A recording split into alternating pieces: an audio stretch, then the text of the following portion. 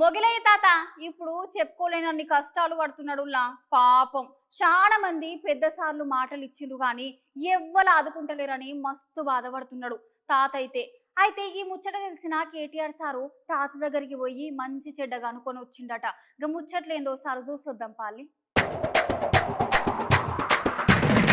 అవునలా మొగిలా తాత మునుపు చాలా మంది లీడర్లను కలిసిన సుత తాతకి ఇప్పుడు వచ్చే నెలవారీ గౌరవేతనం పైసలు వస్తలేవని మస్తు బాధపడ్డాడు. ఇదే ముచ్చట తాతని అడిగితే మునుపు కారు గుర్తు పార్టీ లీడర్లను బట్టి సారు రేవంత్ సార్ని కలిసిన గానీ నాకు వచ్చే పైసలు వస్తలేవు, నాకు నా కొడుకు అసలు పానం బాలేదు, ఇక చేసేదేం లేక ఇట్లా పట్నంలో అమలు పని కోతున్నా అని మొగిలా తాత మస్తు బాధపడ్డాడు కదా. ఇక ఈ ముచ్చట తెలిసిన కేటీఆర్ సార్ ఎమ్మటే తాతని మేము అన్ని విధాలుగా ఆదుకుంటామని మాట సుత్తు ఇచ్చిండు కదా. అన్నట్టే మన కేటీఆర్ సార్ నిన్న తాత దగ్గరకు పోయిండోళ్ళ పోయి తాత కొంత ఆర్థిక సాయం చేసి నువ్వేం రంది వాడకు మేము అన్ని రకాలుగా ఆదుకుంటామని సార్ మాట ఇచ్చిండు. ఈ ముచ్చటిని అందరు కేటీఆర్ సార్ ని మస్తు అభినందిస్తున్నారు. కేటీఆర్ సార్ అంటే మల్లారెడ్డి, లక్ష్మారెడ్డి, వివేక్ సార్లు ఉన్నారు.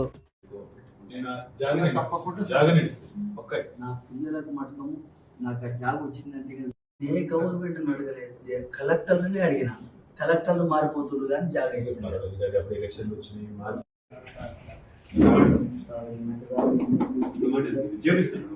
పుణ్యాన ఇల్లు కట్టుకున్నా, కోట్లు అంటే నేను చూడలే, లక్షలు కూడా చూడలే.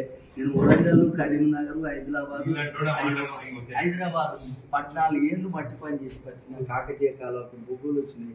కాకతీయ కాలువకు 150 రూపాయలకు ఒక నెల మోసినాం. కాకతీయ కాలువకు మెదకులకి నా కష్టం చేసి పెట్టిన చాలా దూరంగా ఉందా.